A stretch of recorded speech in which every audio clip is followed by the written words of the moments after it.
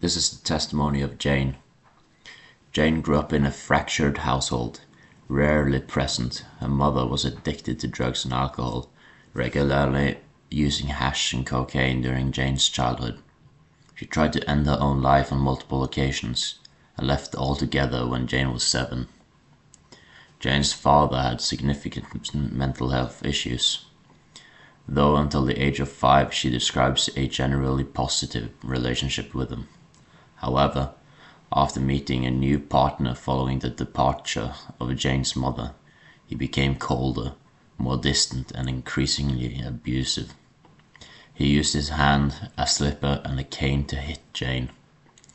Jane's mother re-entered her life with a new boyfriend when Jane was 13. The boyfriend was abusive towards Jane's mother, and on one occasion raped her in front of Jane.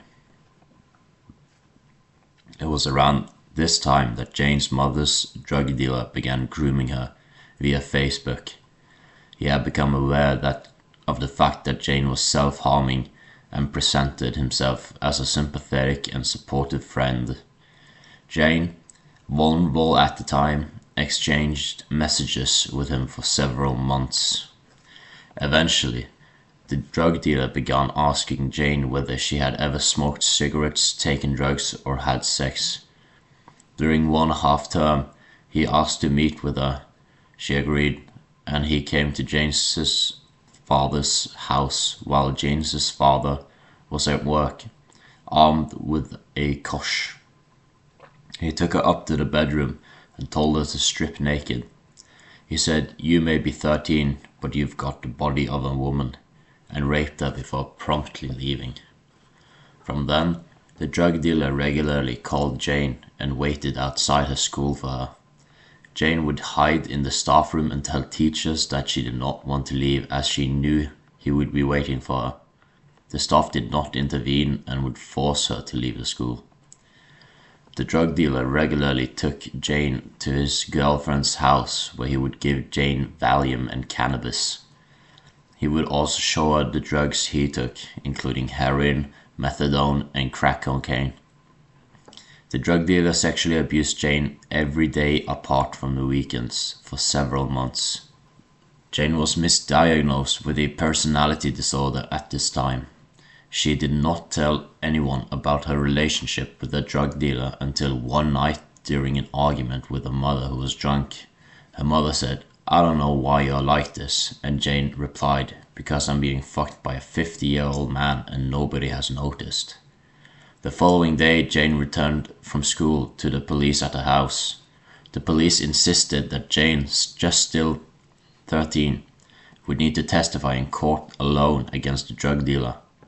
Intimidated, she did not wish to face him, and he was not prosecuted.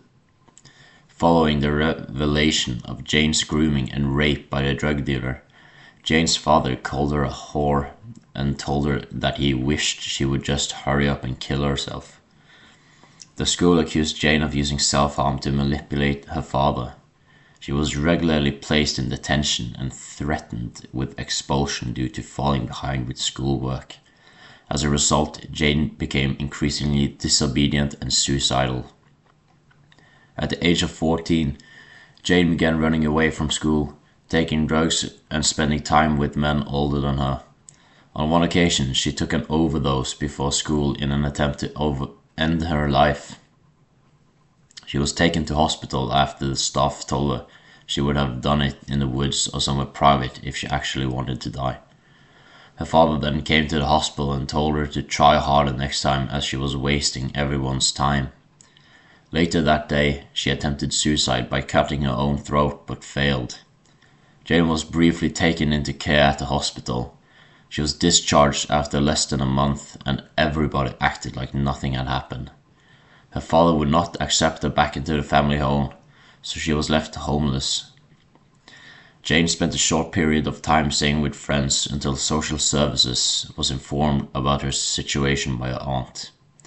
Jane refused to return home, disclosing to social services that she has been physically abused and showed them the bruises on her body. She was then briefly taken into foster care before being moved into a children's home until she was 16 years old. Jane was then moved into a semi-independent living facility for vulnerable young people. After a few months, a female peer at the accommodation invited Jane to what she described as a party. This peer was coercive and intimidating, and Jane did not feel able to refuse. She was taken to a block of flats in Hounslow and expected to be met with a group of people her own age. Instead, the flat was occupied by 6 or 7 Somali men. Jane was taken into the bathroom by the girl who had brought her there and instructed to shave. She was told that she was being sold to the men for sex.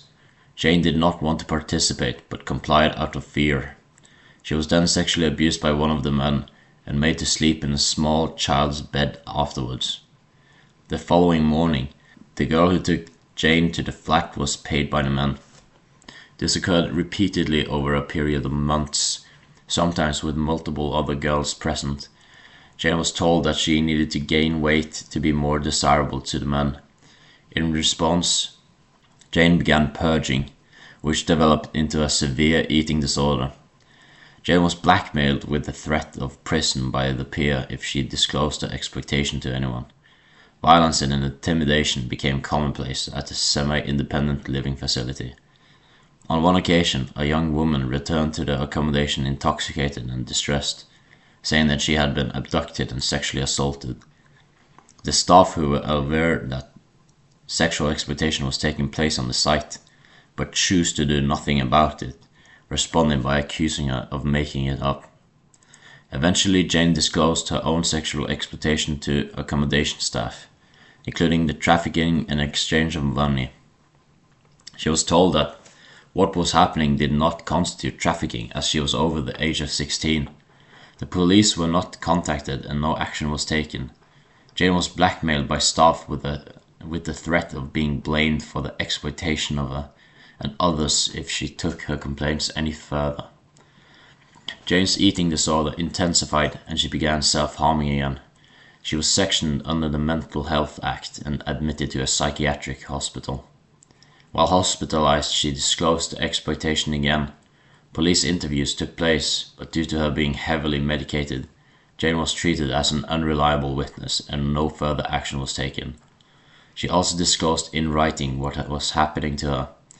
It was removed from a most recent social care file, but the original clearly states she wrote the letter to them a year before she was hospitalized, and a police interview matched the letter. The letter was not acted on by the authorities. As a result of her abuse and eating disorder, Jane has developed endometriosis, which has resulted in the loss of half her uterus. Jane has since learned that her records at the semi-independent living facility have been lost or destroyed despite statutory retention requirements. Even into adulthood, Jane has not received any closure, and attempts to get justice have been met with delays, obstruction, and re-traumatization. Jane states that she believes that children remain at risk due to the culture of silence that persists across institutions that should be caring for them. Jane: I later learned that key records from the children's home were missing or destroyed. Despite statutory retention requirements, my care file from that placement cannot be produced. This has obstructed accountability.